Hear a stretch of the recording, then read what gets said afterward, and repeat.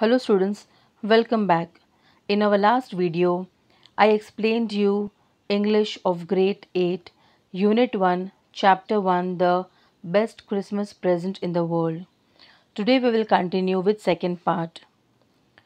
So let's start the chapter.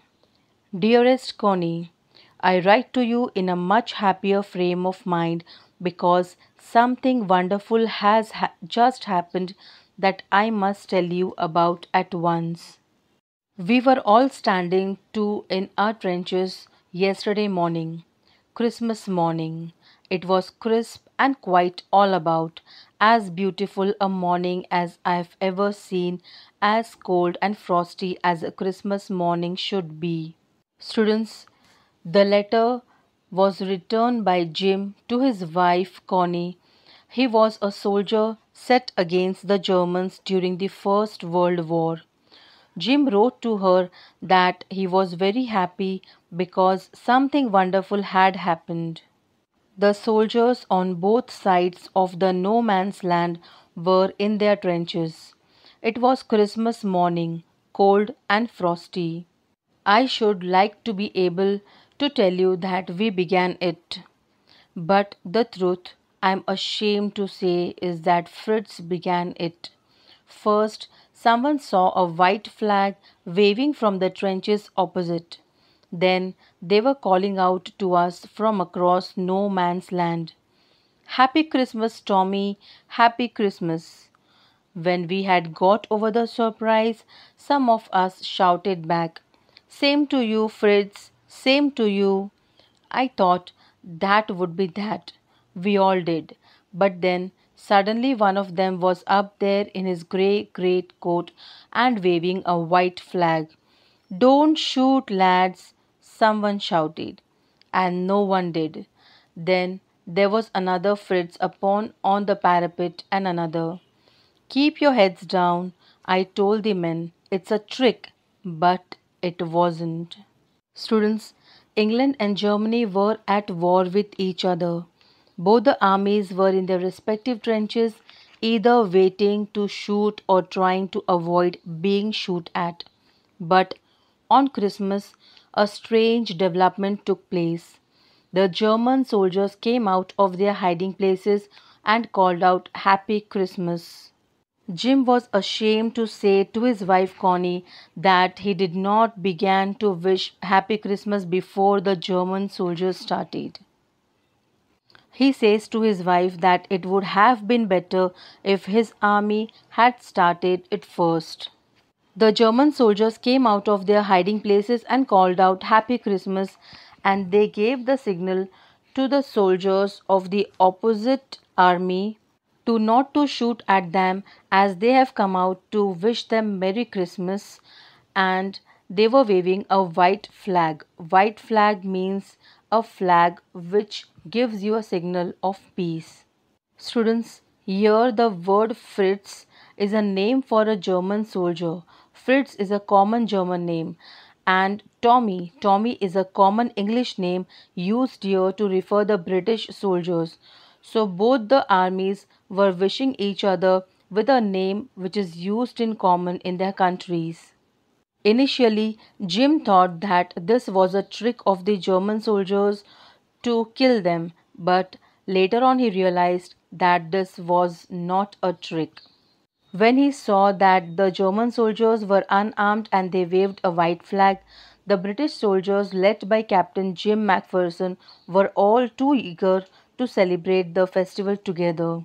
Fritz and Tommy are the names given to the German and British soldiers respectively in their countries. One of the Germans was waving a bottle above his head. It is Christmas Day, Tommy. We have snaps. Students, snaps here is a German drink made from grain. We have sausage. Sausage means finely chopped and seasoned meat. We meet you, yes. By this time, there were dozens of them walking towards us across no man's land and not a rifle between them. Little Private Morris was the first up. Come on, boys, what are we waiting for? And then there was no stopping them. I was the officer. I should have stopped them there and then. I suppose, but the truth is that it never even occurred to me I should. All along their line and ours, I could see men walking slowly towards one another, grey coats, khaki coats meeting in the middle, and I was one of them. I was part of this. In the middle of the war, we were making peace. Students, when the German soldiers wished Merry Christmas to the English soldiers, the English soldiers also wished them in return. One of the German soldiers proposed to celebrate the festival. Jim was the officer in command for English soldiers. He allowed his men to join the Germans. Grey coats and khaki coats mingled in the middle. In the time of war, they were making peace. You cannot imagine, dearest Connie, my feelings as I looked into the eyes of the Fritz officer who approached me, hand outstretched. Hans Wolf. Students, here the word outstretched means opened out. He said, gripping my hand warmly and holding it. I am from Dusseldorf. I play the cello in the orchestra. Happy Christmas. Students, one of the German officer whose name was Hans Wolf, he was the in charge officer in command for the German soldiers. He came near to Jim Macpherson and wished him Merry Christmas, and he told Jim that before joining the army he played the cello in an orchestra. Cello is a musical instrument like a large violin. Captain Jim Macpherson, I replied, and a happy Christmas to you too. I am a school teacher from Dorset in the west of England. Students, Jim Macpherson also wished Merry Christmas to Hans Wolf and informed him that he was a school teacher before joining army in Dorset in the west of England. Ah, Dorset, he smiled. I know this place. I know it very well. We shared my rum ration and his excellent sausage, and we talked. Connie, how we talked.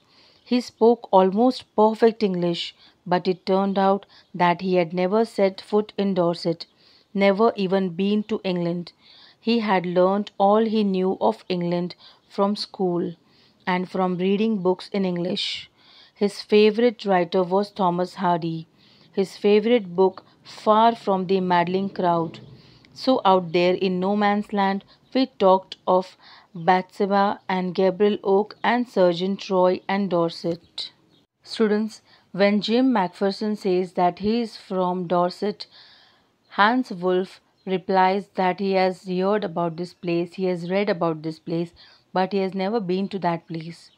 Then they started sharing the rum ration and sausage with each other, and they started talking about each other's hobbies.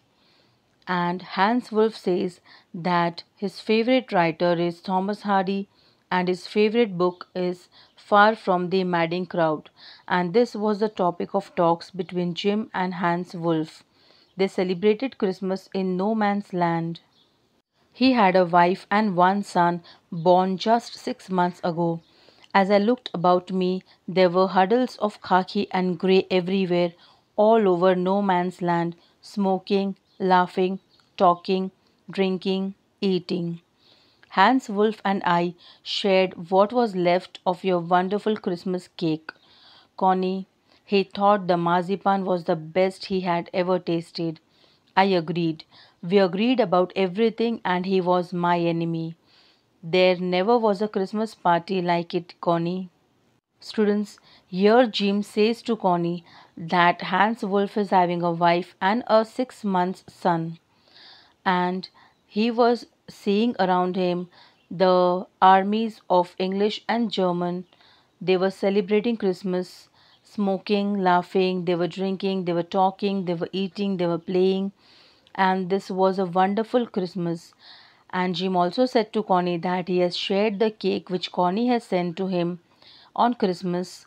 He had shared the cake with Hans Wolf, and Hans Wolf complimented that the marzipan is a sweet covering on a cake made from sugar, eggs, and almonds. It was the best marzipan which Hans Wolf has ever tasted, and even Jim also agreed about it. There was never a Christmas party like it, Connie. Jim says to his wife that this was the best Christmas party I had had. Then someone, I don't know who, brought out a football. Great coats were dumped in piles to make goalposts, and the next thing we knew it was Tommy against Fritz out in the middle of no man's land.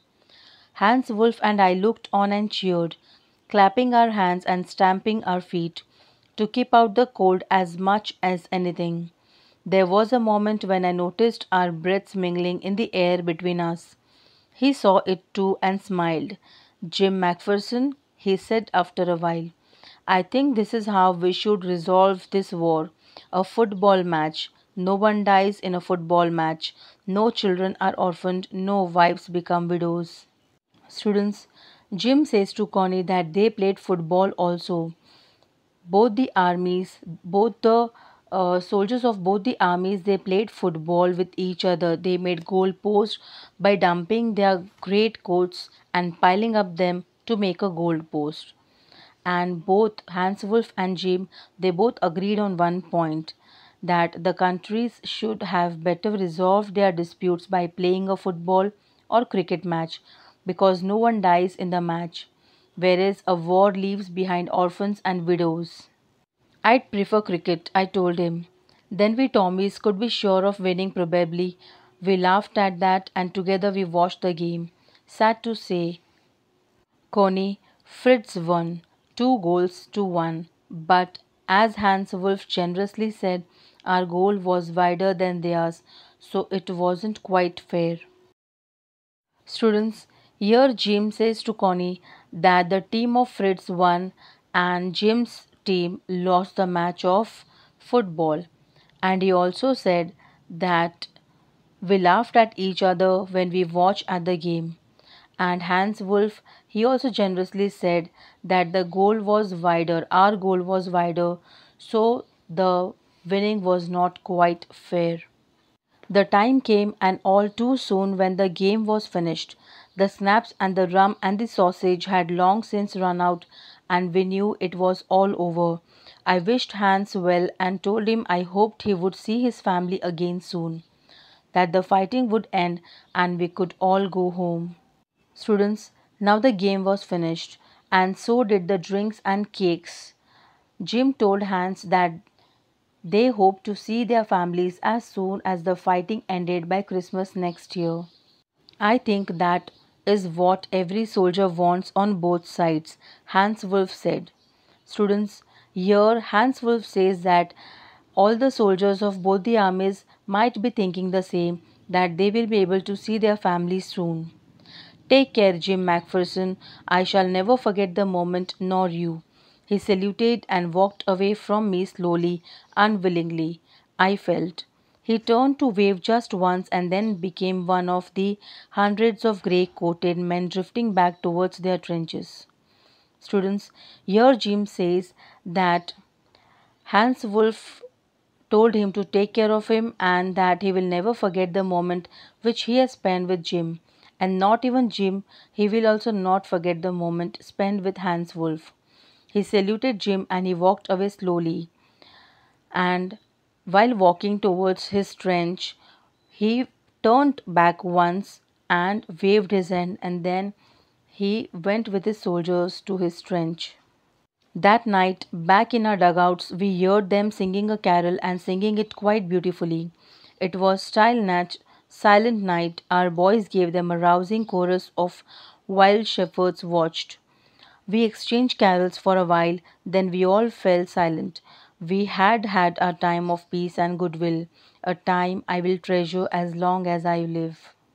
Students, later on that night, both the armies were in their dugouts, both the armies were in their trenches, and the German soldiers were singing carol on the Christmas night, and English soldiers were also giving them chorus and making their night beautiful on this Christmas Eve.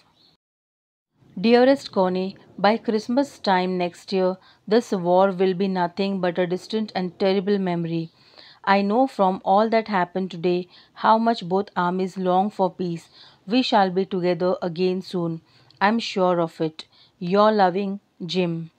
Students, here Jim says to Connie that the war will end by the next Christmas and what will be left back will be terrible memory of this war, and he will be back home soon on the next Christmas, and Connie and Jim will be together again soon.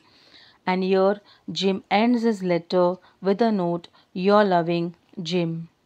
Students, here we end our part 2, and now we will try to solve the comprehension check questions. Students, the first question is, who had returned the letter to whom and when? The answer to this question is, Jim McPherson, a captain in the British Army, had returned that letter dated December 26, 1914 to his wife Connie. The second question is, why was the letter returned? What was the wonderful thing that had happened? Students, the answer to this question is, the letter described a wonderful event. The two armies, the British and the German, fighting against each other, celebrated Christmas together. The third question is, what jobs did Hans Wolff and Jim McPherson have when they were not soldiers? Students, the answer to this question is, before they joined the army, Hans Wolff played the cello in an orchestra and Jim McPherson was a teacher. Had Hans Wolff ever been to Dorset? Why did he say he knew it? Students, the answer is no. Hans had never been to Dorset. He had only read about Dorset in Hardy's novel Far from the Madding Crowd. Fifth question is, do you think Jim McPherson came back from the war? How do you know this? Students, the answer to this question is no. Jim McPherson never came back from the war. We know this from Connie's note. There she writes that the letter in the envelope was the last one received from Jim. The letter was written on December 26, 1914. The war went on for another 4 years. Possibly, Jim was killed in action soon after Christmas. Students, this is the end of part 2. See you soon for part 3.